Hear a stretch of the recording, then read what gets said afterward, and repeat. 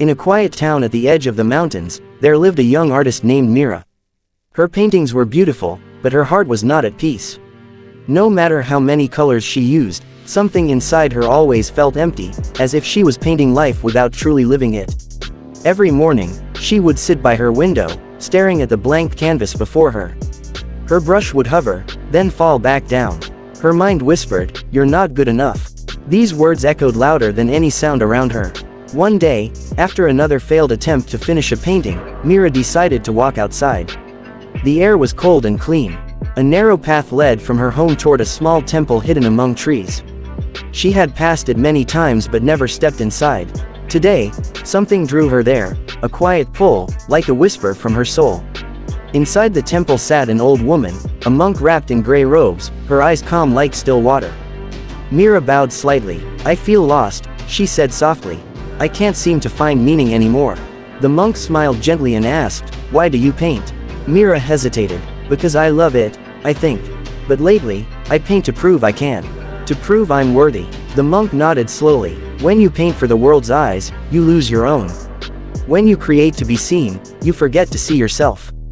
Her words sank deep into Mira's chest. The monk continued, "You do not need to find meaning outside of you. It's already within, waiting to be awakened." Mira spent the next few days returning to the temple. She helped sweep the floors, light candles, and sit in silence. The silence was strange at first, uncomfortable even.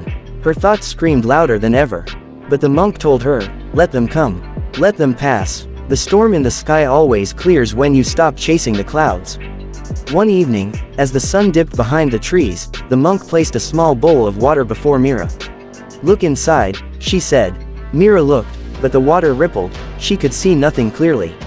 "Now wait," said the monk. "Do nothing." Mira sat still. The ripples faded. Slowly, her reflection appeared. Calm, centered, true. The monk said, "This is the mind. When it is still, it reflects who you really are." Tears filled Mira's eyes. For the first time, she felt something shift, not in the world around her, but inside. The next morning, she woke early and carried her easel to the mountaintop near her town. The sky was painted in gold and pink. The air smelled of pine and new beginnings. She took a deep breath, closed her eyes, and began to paint, not from her thoughts, but from her heart. Every stroke came naturally. She stopped trying to make it perfect. She stopped comparing. She simply expressed what she felt, the quiet joy of being alive. Hours passed, and when she stepped back, she saw not just colors, but her soul spread across the canvas. The chaos she once felt had turned into harmony. That evening, she returned to the temple to show the monk her work. The old woman smiled, her eyes shining. "This is not just art," she said. "This is awakening." Mira bowed deeply. "How can I keep this peace?" she asked. The monk replied, "Do not chase it. Peace lives in every breath, every moment you are truly present.